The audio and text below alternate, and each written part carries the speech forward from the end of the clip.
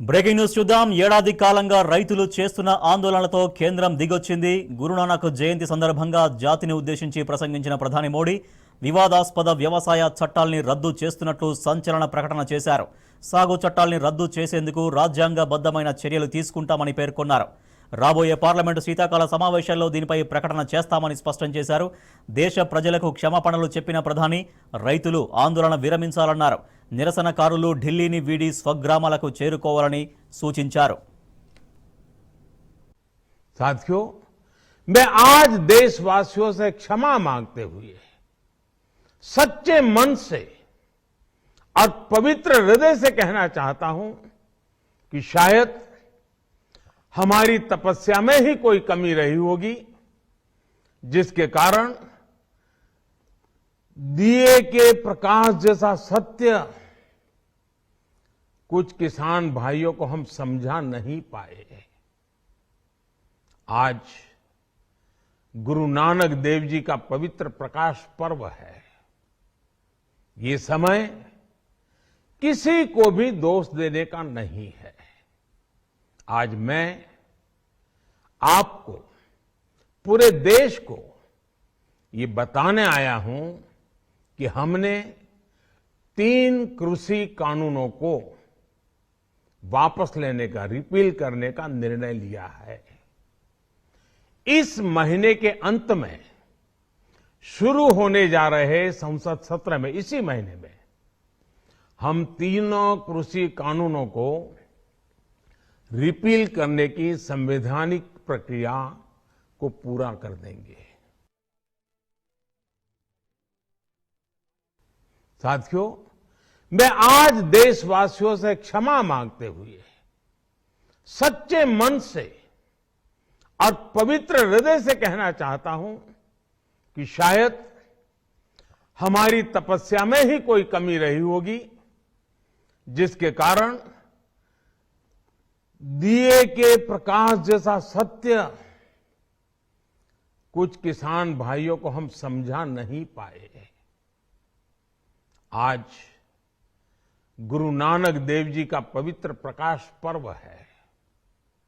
ये समय किसी को भी दोष देने का नहीं है। आज मैं आपको, पूरे देश को ये बताने आया हूं कि हमने 3 कृषि कानूनों को वापस लेने का, रिपील करने का निर्णय लिया है। इस महीने के अंत में शुरू होने जा रहे संसद सत्र में, इसी महीने में हम 3 कृषि कानूनों को रिपील करने की संवैधानिक प्रक्रिया को पूरा कर देंगे।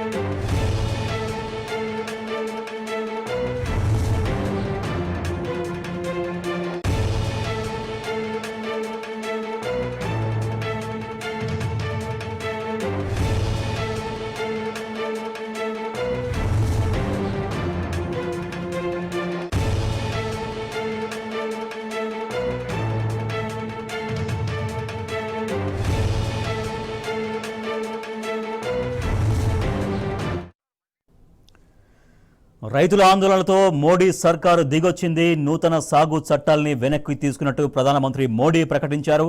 మొదటి నుంచి కూడా మన రాష్ట్ర ప్రభుత్వం చాలా తీవ్రంగా వ్యతిరేకిస్తుంది కేంద్ర వ్యవసాయ చట్టాల్ని. నిన్న మహాధర్నాలో కూడా ముఖ్యమంత్రి గారు కేంద్రం పైన యుద్ధం ప్రకటించిన నేపథ్యంలో మరుసటి రోజే ఈ ప్రకటన వచ్చింది. ప్రస్తుతం మనతో మాట్లాడేందుకు రాష్ట్ర వ్యవసాయ శాఖ మంత్రి నిరంజన్ రెడ్డి గారు మనకు ఫోన్ లైన్లో ఉన్నారు. నిరంజన్ రెడ్డి గారు నమస్తే అండి. నమస్కారం రాజేష్. నిరంజన్ రెడ్డి గారు, కేంద్ర ప్రభుత్వం స్పష్టమైన ప్రకటన చేసింది. ప్రధానమంత్రి మోడీ ప్రకటన చేశారు కేంద్ర సాగు చట్టాలని వెనక్కి తీసుకుంటున్నట్టుగా. మీ స్పందన చెప్పండి. చాలా సంతోషం అండి, చాలా సంతోషం. ఇది భారత రైతాంగ విజయం. ప్రధానంగా తెలంగాణ రాష్ట్ర ముఖ్యమంత్రి గారు స్వయంగా మహాధర్నాకు పూనుకొని సాగు చట్టాలపై మొదటి నుంచి తెలంగాణ ప్రభుత్వం యొక్క వైఖరిని మరోసారి తెలియజేస్తూనే అవసరమైతే దేశ స్థాయిలో రైతాంగాన్ని కూడగట్టడానికి కూడా ఆందోళనకు పురిగొల్పడానికి ఆందోళనను చేపట్టడానికి మేము వెనకాడమని స్పష్టంగా ప్రకటించడం జరిగింది. బహుశా కేంద్ర ప్రభుత్వం దక్షిణాదికి కూడా ఈ రైతు ఉద్యమాలు రైతాంగ లోకంలో ఏదో ఒక రూపంలో ఈ ఉద్యమాలు ప్రబలే అవకాశం ఉందని చెప్పి వాళ్ళు తీవ్రంగా పరిగణించినట్లున్నారు. ఇది అంతిమంగా మా విజయంగా భావిస్తాం, రైతాంగ విజయంగా భావిస్తాం.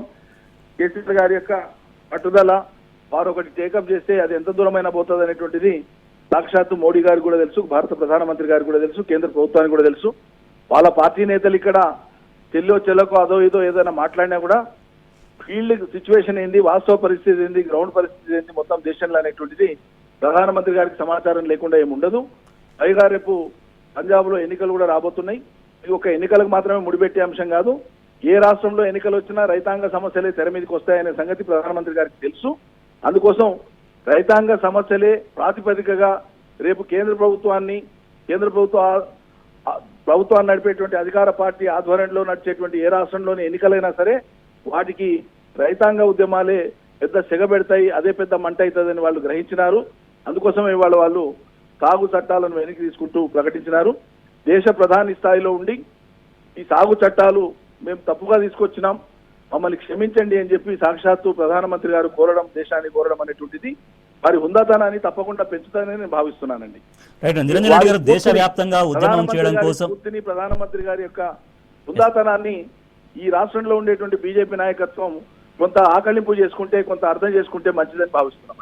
రైట్ మంత్రి గారు, దేశవ్యాప్తంగా ఉద్యమం చేపట్టేందుకు రెడీగా ఉంది టీఆర్ఎస్ పార్టీ, దాన్ని ముందుకు నడిపిస్తుందని ముఖ్యమంత్రి గారు నిన్న ప్రకటించిన తర్వాత ఇమీడియట్ మరుసటి రోజు ఇటువంటి ఫలితం, ఇటువంటి ప్రకటన మనం చూస్తున్నాం. సో రాబోయే రోజుల్లో డెఫినెట్గా ఒక ఉద్యమ పందా కొనసాగిస్తే ఖచ్చితంగా అనుకున్నది సాధించవచ్చు అన్నటువంటి ఒక స్ఫూర్తి ఎంతవరకు మీరు పొందగలిగారు?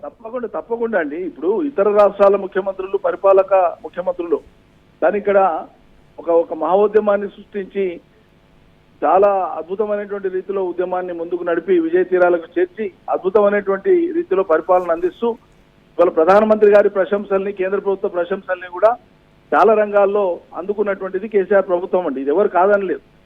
ఈ రాష్ట్రంలో ఉండేటువంటి బీజేపీ నాయకులకు విషయాలు అర్థం కాకనో, వాళ్ళకి ఆ మాత్రం లోతుల్లోకి పోయే ఓపిక లేకనో వాళ్ళు తోచినట్లు మాట్లాడుతుండవచ్చు, కానీ దేశం మొత్తం కొనియాడుతూ ఉంది కదా. కాబట్టి రేపు దక్షిణాదిన ఉండేటువంటి తెలంగాణతో పాటు ఇతర రాష్ట్రాలను కూడా కదిలించి, ఇతర రాష్ట్రాల్లో ఉండేటువంటి రైతాంగాన్ని కూడా కదిలించడానికి శ్రీకారం చుడితే, అటువైపు కేసీఆర్ అడుగులు వేస్తే అది ప్రభంజనమైనటువంటిది మోడీ గారికి తెలుసండి. తెలియనంత ఊహించనంత రాజకీయ నాయకులు కాదు కదా వారు, చాలా పరిణతి ఉన్నటువంటి వ్యక్తి. అందువల్ల పట్టుదలకు పోకుండా ఇవాళ జాతి క్షమాపణ చెప్పి చట్టాలు వెనక్కి తీసుకుంటున్నామని ప్రకటించడం అనేటువంటిది ఈ భారత రైతాంగ విజయం, భారత ప్రజాస్వామ్య విజయం, తెలంగాణ విజయం, ముఖ్యమంత్రి గారి విజయం. దీంతో పాటు మళ్ళీ మేము డిమాండ్ చేస్తున్నాం, ఇంత తీవ్రమైన చట్టాలను, ఇంత తీవ్రమైన ఆందోళన తర్వాత సుప్రీంకోర్టు దాకా పోయి లక్షలాది మంది ఆందోళన చేసి వందలాది మంది చనిపోయి బలిదానాలు జరిగి ఇంత రభసాయిన తర్వాత మీరు చట్టాలను వెనక్కి తీసుకుంటున్నారు కదా. ఆ మోతాదు రభసాయి కొనుగోళ్లలో కూడా కానీయకండి. రైతాంగం చాలా ప్రేమగా, ఆపేక్షగా, చాలా ఇష్టంగా వేసుకుంటున్నటువంటి పంటలు, దాని నుంచి వచ్చేటువంటి ఉత్పత్తులను కొని క్రమబద్ధీకరించి దానికి ఒక రెగ్యులేటరీ విధానాన్ని అనుసరించండి తప్ప మీరు నిర్వహించేటువంటి సత్తా, నిర్వహించేటువంటి ఓపిక లేక, నిర్వహించేటువంటి పద్ధతులను కనుక్కోలేక, అన్వేషణ చేయలేక రైతాంగం పంటలే వేసుకోవద్దు అనేటువంటి స్థితికి నెట్టడం అంటే ఇది వ్యవసాయాన్ని పూర్తిగా నిర్లక్ష్యం చేయడం, అవమానం చేయడం అవుతుంది. అందుకోసం మా డిమాండ్ కొనసాగిస్తున్నాం. తెలంగాణ పంట వరి ప్రధానంగా భారతదేశంలో అత్యధికంగా వరి వచ్చేటువంటిది వాళ్ళ తెలంగాణ ప్రాంతం నుంచి వస్తున్నది. కాబట్టి వచ్చేటువంటి వరిని కొనడానికి, రెగ్యులేట్ చేయడానికి కేంద్ర ప్రభుత్వం ఒక స్పష్టమైన విధానంతో ముందరికి రావాలి. రైతులు వ్యవసాయం చేయొద్దు అని చెప్పే బదులు బాగా చేయండి, మేము మీ యొక్క పంటల్ని అద్భుతంగా కొనుగోలు చేస్తామనేటువంటి విధంగా ప్రభుత్వం రైతాంగాన్ని ప్రోత్సహించాలి. ఆ విధంగా చేసేదాకా తప్పకుండా మా ఒత్తిడి ఉంటుంది, మా డిమాండ్ ఉంటుంది, మా ఆందోళన ఉంటుంది. Right, thank you so much.